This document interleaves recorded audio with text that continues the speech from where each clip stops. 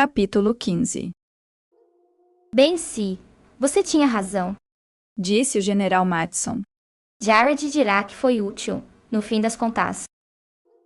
Junto a Matson estavam o general Szilard e o coronel Robbins, na cantina dos generais, almoçando. Todos eles, desta vez, o general Matson foi quem formalmente rompeu com a tradição de não deixar subordinados comerem, ao pedir para Robbins um prato imenso de espaguete à bolonhesa, e responder à reação de outro general indignado, dizendo, em alto e bom som: "Porra, fica quieto, seu bosta seco. Esse homem merece comer a merda do macarrão." Desde então, outros generais também começaram a trazer suas equipes. Obrigado, general. Disse Szilard. Agora, se não se importa, gostaria de saber o que vai fazer para resolver esses problemas com nossos brainpaws. Perdi 7 naves porque seu pessoal deixou um backdoor arreganhado. Robbins tem os detalhes. Disse Matson. Os dois viraram-se para Robbins, que estava com a boca cheia de bife Wellington. Robbins engoliu com cuidado. Em curto prazo, retiramos aquele backdoor. Claro. Disse Robbins. Propagamos a solução em uma atualização prioritária dos brainpaws. Tá resolvido. Em médio prazo, vamos examinar em profundidade toda a programação do brainpaw em busca de códigos legados, backdoors e outros códigos que possam representar um problema de segurança. E também estamos instituindo verificações antivírus para mensagens e informações trocadas entre brainpaws.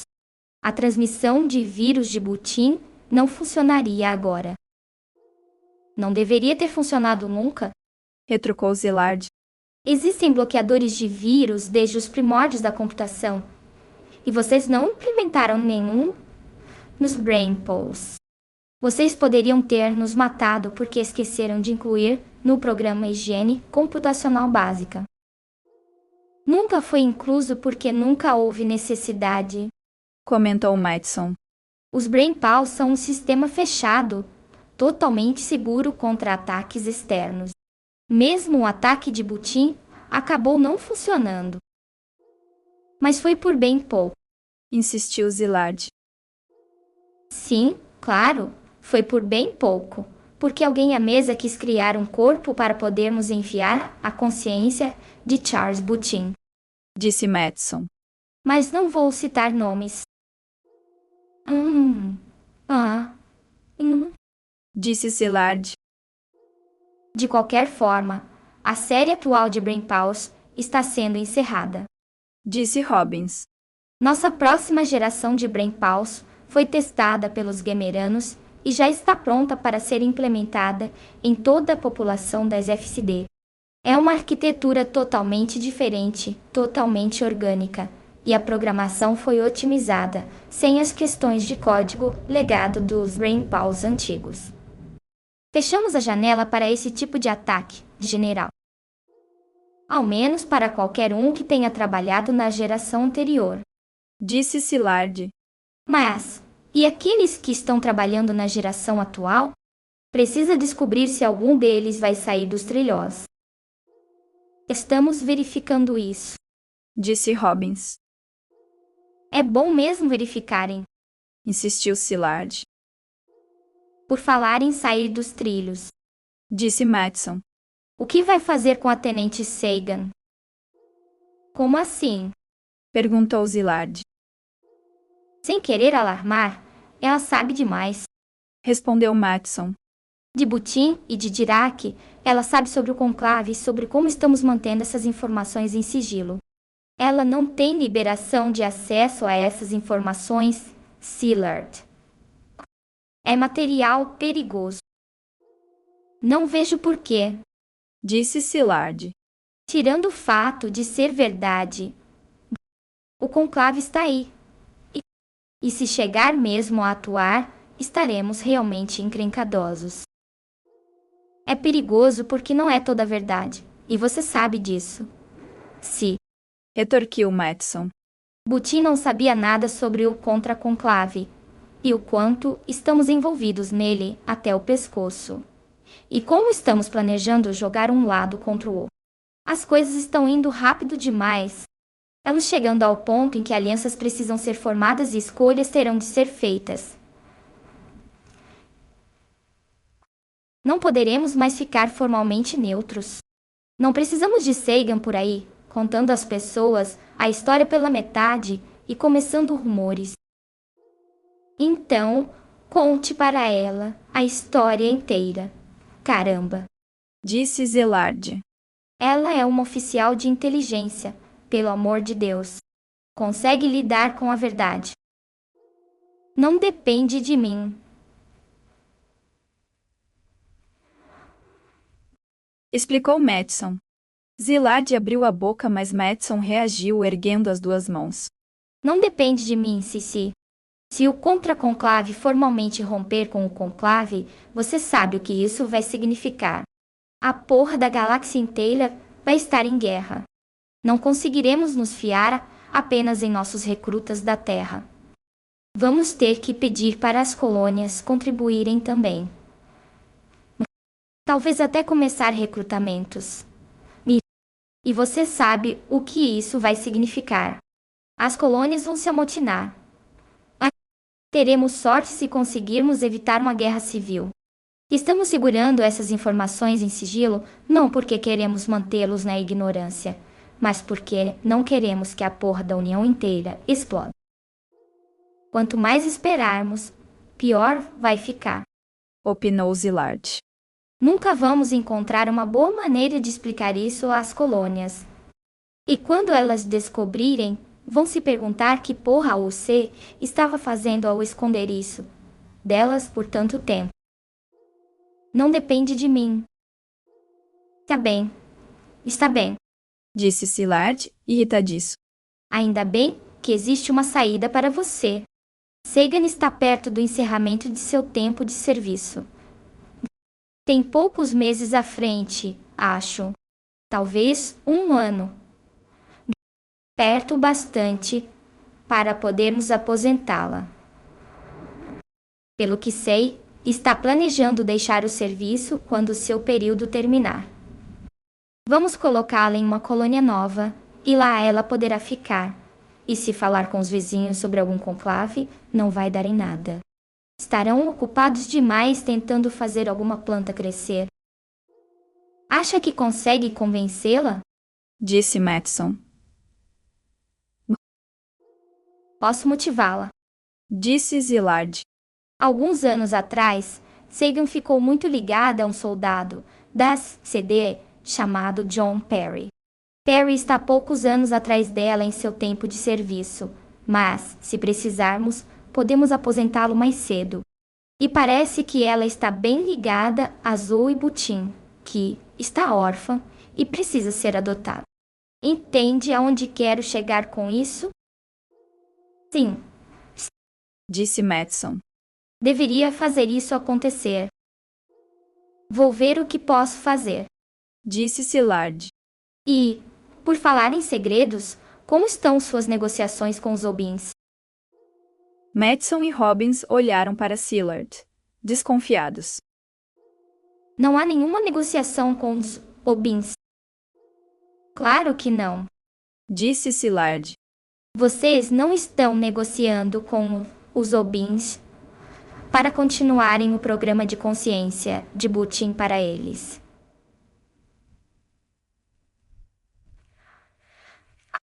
E os Obins não estão negociando conosco para derrubar, seja lá o que reste dos Raiz e dos Eneshanos depois de sua pequena guerra iminente. Ninguém está negociando nada com ninguém. E como estão indo essas não negociações? Robbins olhou para Madison, que meneou a cabeça. Elas não vão surpreendentemente bem. Disse Robbins. Provavelmente não vamos chegar a um acordo nos próximos dias. Isso não é uma maravilha. Disse Zelard. Voltando a Sagan. Disse Madison. Quando acha que poderemos ter uma resposta dela? Vou propor isso para ela hoje. comentou Szilárd. E dizer para que se apronte em uma semana. Isso deve ser suficiente para ela cuidar do que precisa. Como o quê?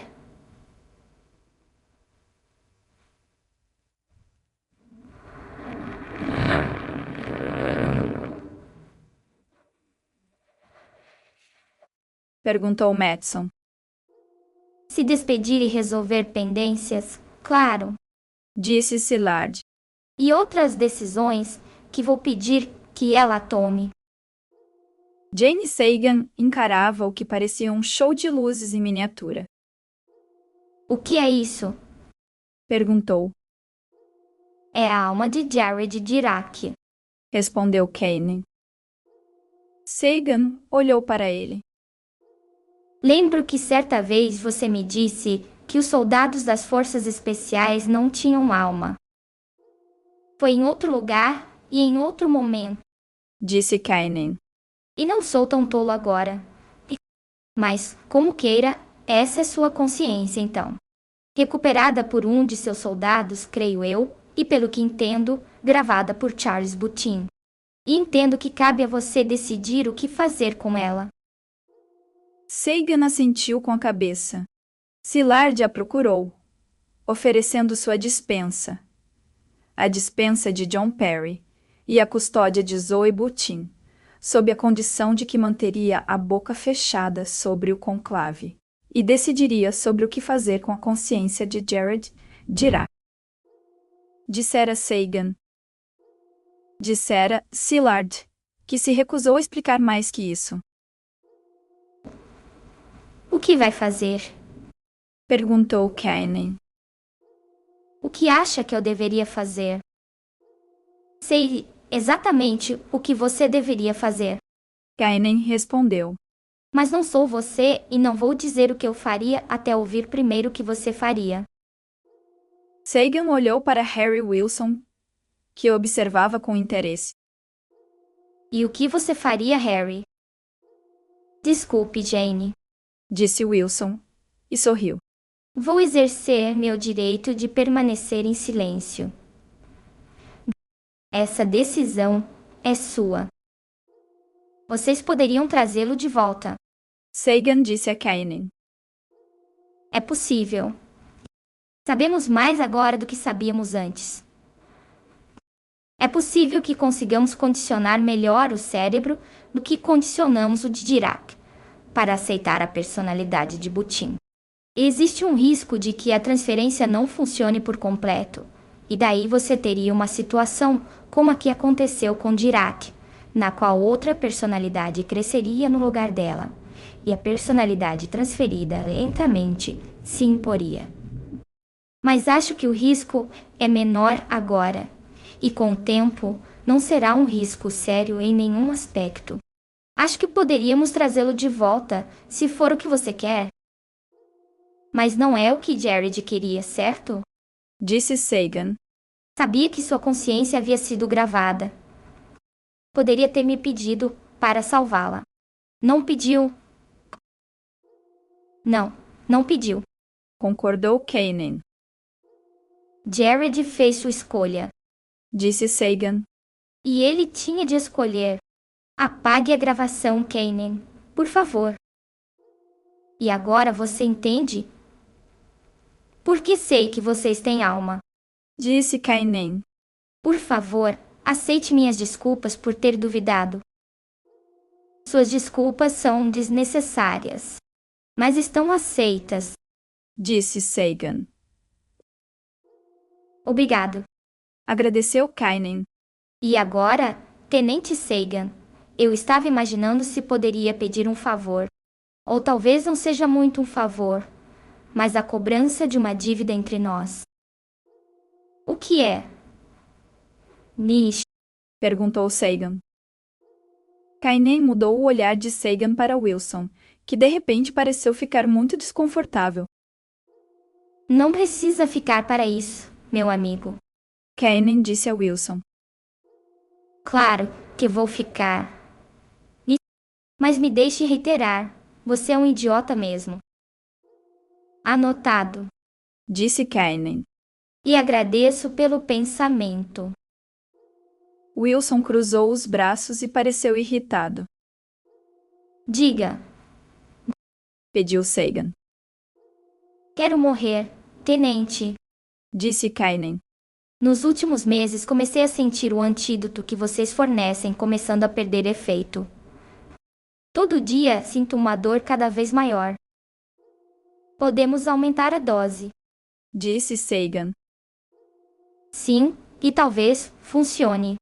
Disse Kainen. Mas tenho dores, além da mera dor física. Estou muito longe do meu povo e do meu lar, e longe das coisas que me trazem alegria. Fico feliz pelas amizades que tenho com Harry Wilson e com você. Você. Justamente você.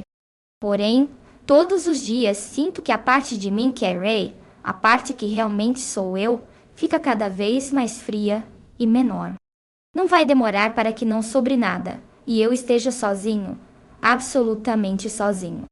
E estarei vivo, mas morto por dentro. Posso falar com o General Szilard sobre liberá-lo. Disse Sagan. Foi o que eu disse para ele. Comentou Wilson. Sabem que ele nunca vai me liberar. Fiz muitos trabalhos para vocês. Sei demais. E mesmo se vocês me liberassem, acha que os reis me receberiam de volta? Não, tenente. Estou longe de casa e sei que nunca mais poderei voltar. Sinto muito por ter feito isso com você, Kainen. Disse Sagan. Se eu pudesse mudar isso, mudaria. E por que daria? Perguntou Kainen. Você salvou seu povo da guerra, tenente. Sou apenas parte do preço. Ainda assim, sinto muito. Insistiu Sagan. Então, quite essa dívida que tem comigo. Disse Kainen. Ajude-me a morrer. E como eu faria isso? Perguntou Sagan. Em meus estudos sobre a cultura humana, descobri o Harakiri. Disse Kainen. Sabe o que é? Kainen. Sagan fez que não com a cabeça. Suicídio ritual de seu povo japonês. O ritual inclui um kaishikunin, uma segunda pessoa, alguém que alivia a dor de quem está cometendo o harakiri ao matá-la no momento de maior agonia. Escolhi morrer da doença que você me infligiu, Tenente Sagan, mas temo que, quando a agonia chegar ao ápice, chorarei pedindo misericórdia, como fiz da primeira vez, o que me encheu de vergonha e me colocou no caminho que nos trouxe até aqui. Um Kaishakunin me pouparia dessa vergonha. Peço que seja minha Kaishakunin, Tenente Sagan. Não acho que as forças coloniais de defesa vão permitir que eu te mate. Disse Sagan. Fora de combate. Sim, e acho isso inacreditavelmente irônico. Disse Kainen. No entanto, nesse caso, foi autorizado. Já pedi permissão ao General Madison, e ele concedeu. Também pedi ao General Szilard permissão para você ser minha Kaishakunin. Ele concedeu. O que fará se eu me recusar? Perguntou Sagan. Sabe o que vou fazer? Respondeu Kainen. Quando encontrei você a primeira vez, você acreditou que eu quisesse viver, e tinha razão. Mas como eu disse antes, era um lugar diferente e um momento diferente. Aqui e agora, quero me libertar. Se eu tiver que fazer isso sozinho, então farei. Mas espero que não seja o caso. Não será. Disse Sagan. Eu aceito Kainen. Serei sua Kaishakunin. Agradeço do fundo da minha alma. Tenente Sagan, minha amiga. Kainen olhou para Wilson, que estava chorando. E você, Harry? Pedi para você comparecer antes e você recusou. Vou pedir de novo. Wilson assentiu com a cabeça, violentamente. Sim, Disse ele. eu estarei lá, seu filho de uma puta preguiçoso. Vou estar lá quando você morrer. Obrigado, Harry. Mais uma vez, Kanan virou-se para Sagan. Preciso de 2 dias para concluir as coisas por aqui. Pode vir me ver no terceiro dia à noite? Estarei aqui. Disse Sagan. Acho que sua faca de combate seria suficiente. Disse Kanan. Se essa é sua vontade. Disse Sagan. Tem algo mais que eu possa fazer por você? Apenas uma coisa. Disse Kanan. E vou entender se não puder fazê-la. Diga. Eu nasci na colônia de Fala. Disse Kanan. Cresci lá. E quando eu morrer, se eu puder, gostaria de voltar para lá. Sei que será algo difícil de providenciar. Eu vou providenciar. Garantiu Sagan. Mesmo que eu tenha que levá-lo sozinha. Prometo, Kanan. Prometo que você vai para casa. Um mês depois de Zoe e Sagan terem voltado para a Estação Fênix, Sagan levou Zoe em uma nave de transporte para visitar o túmulo de seus pais. O piloto da nave era o Tenente Cloud, que perguntou de Jared. Sagan contou para ele o que havia acontecido. Cloud ficou em silêncio por um momento e depois começou a contar as piadas que Jared havia lhe contado. E Sagan gargalhou. No túmulo, Sagan ficou em pé, enquanto Zoe se ajoelhou e leu o nome de seus pais, de forma clara e calma.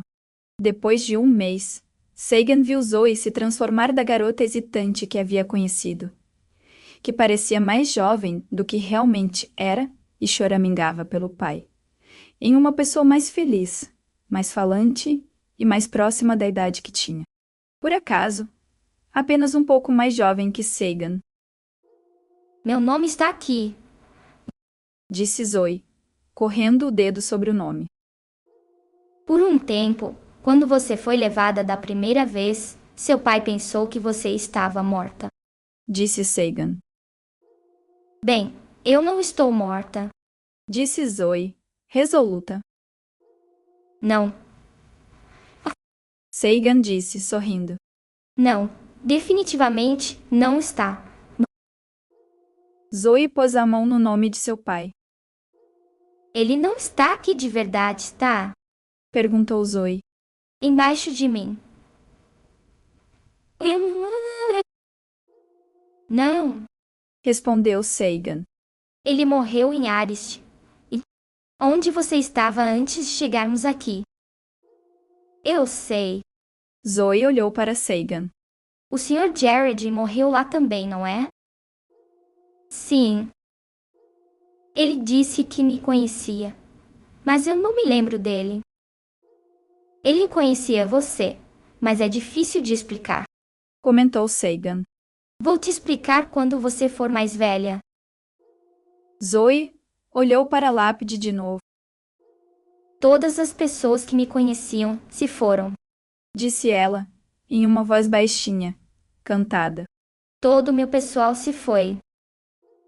Sagan ficou de joelhos atrás de Zoe e lhe deu um abraço rápido, mas forte. Sinto muito, Zoe. Eu sei. Disse Zoe. Eu também sinto. Sinto falta do papai e da mamãe, e até mesmo do Sr. Jared um pouquinho, mesmo eu não conhecendo muito. Sei que sentem sua falta também. Disse Sagan. Ela deu a volta para encarar Zoe. Escute, Zoe. Logo vou para a colônia, onde vou morar. Se quiser, pode vir comigo. Seremos só você e eu? Quis saber Zoe. Bem, você, eu e um homem que eu amo muito. Respondeu Sagan. Eu vou gostar dele? Perguntou Zoe. Acho que vai. Respondeu Sagan. Eu gosto dele e eu gosto de você, então tem motivo para vocês dois se gostarem. Você, eu e ele. Como uma família. Disse Zoe. Isso, como uma família. Bem isso. Mas eu já tenho um papai e uma mamãe. Disse Zoe. Eu sei, Zoe. E não quero que você esqueça deles. Nunca. John e eu seríamos apenas dois adultos que vão ter muita sorte de viver com você. John, disse Zoe. John e Jane. John, Jane e Zoe. John, Jane e Zoe. Repetiu Sagan. John, Jane e Zoe. Disse Zoe levantando-se e se movendo no ritmo dos nomes. John, Jane e Zoe. John, Jane e Zoe. Gostei. Também gosto. Bem, tudo bem. Então, Disse a menina. agora estou com fome. Sagan riu. Bem, então, vamos arranjar alguma coisa para você comer. Tá bem. Disse Zoe. Vou dar tchauzinho pra mamãe e pro papai. Ela correu até a lápide e deu um beijo nela. Amo vocês. Disse e correu de volta para Sagan, pegando sua mão. Estou pronta. E vamos comer. Ok? Disse Sagan. O que você gostaria de comer? O que temos? Perguntou Zoe. Temos muitas opções. Disse Sagan. Olha uma. Tudo bem. Disse Zoe. Sou muito boa em fazer escolhas, sabia? Bem, Disse Sagan, abraçando forte a garotó. fico muito feliz em ouvir isso. Agradecimentos. Em primeiro lugar, um recado a todo mundo que acha que escrever uma sequência é fácil porque você já criou o universo. Haha. Não é. Considerando isso, em primeiro lugar agradeço ao meu editor, Patrick Nielsen Hayden, por ter me mandado um e-mail casual de vez em quando para avisar que estava ansioso para ler o próximo capítulo, em vez de me estrangular, o que provavelmente deveria ter feito. E talvez não tenha feito porque agora está com o manuscrito inteiro. E não há punição para isso, a menos que queira outro livro. Outras pessoas absolutamente magníficas da Tor também merecem amor. E ou chocolates. Teresa Nielsen Hayden, Liz Gorinski, Irene Gallo, Dot Lin, Tom Doherty e a querida Fiona Lee, que fará falta. Ela está viva, mas agora, na China. No entanto, como regra geral, todo mundo que trabalha na Tor merece amor, e ou chocolates, e não digo isso só porque eu os fiz sofrer estourando prazos. Bem, talvez um pouco por causa disso. Mas isso não torna a afirmação menos verdadeira. Agradeço também a Rich Klein por seu copydesk realmente heróico. Admita, você acha que a capa ficou demais. Bem, é verdade, ficou. E temos que agradecer a John Harris por isso. Como sempre, agradeço a Ethan Ellenberg, meu agente, cujo domínio inteligente de contratos é uma visão a se admirar. Um dos motivos pelos quais as Brigadas Fantasma existe é que o primeiro livro da série, Guerra do Velho, teve a sorte de receber elogios online de gente cujo gosto por livros é confiável para seus leitores. Agradeço a todos eles e acrescento um agradecimento especial a Glenn Reynolds, Cory Doctorow, Stephen Green, Stephen Bainbridge e Eugene Volokh. A propósito, se você alguma vez se perguntou se o boca a boca virtual funcionou, sim, e como? Se você estiver se perguntando por que algumas coisas no livro parecem tão boas, a resposta curta é porque eu as vi funcionarem em outros livros e disse: que coisa excelente! Acho que vou roubar isso aqui. Escritores de quem eu conscientemente roubei coisas incluem Nick Sagan. Sua ideia de transferência de consciência, usada com grande eficácia em Edenborn, Scott Westerfeld, cujas batalhas incríveis em The Risen Empire e The Killing of Worlds vão fazer você chorar de felicidade. E David Brain, cujo conceito de patrocinar uma civilização Ver. Agradeço também aos vários autores de ficção científica e fantasia cujos nomes usei em todo o livro. Como sempre, Regan Avery serviu como indispensável leitora da primeira versão. Todo escritor deveria ter uma Regan. Mas você não pode ter Regan Avery. Ela é minha. Gru. Ha! Chad Brink me mandou por correio uma edição de um dos meus livros para que eu autografasse, e eu levei vários meses para devolver. Na verdade, talvez eu ainda esteja com ele aqui. Imagino que colocá-lo nos agradecimentos deste livro compensará o fato de eu ser péssimo para devolver livros. Fora isso, claro, vocês não devem mandar seus livros por correio para que eu assine. O problema não é com vocês, é comigo. Devin Desai, Natasha Cordus, Kevin Stempfel, Michael Burns, Daniel Maynis, Justine Arbalestier, Lauren McLaughlin, Andrew Woffinen, Charlie Stross, Bill Schaefer, Karen Meisner, Ann Colworthy, Sian Chang, Christy Gayton,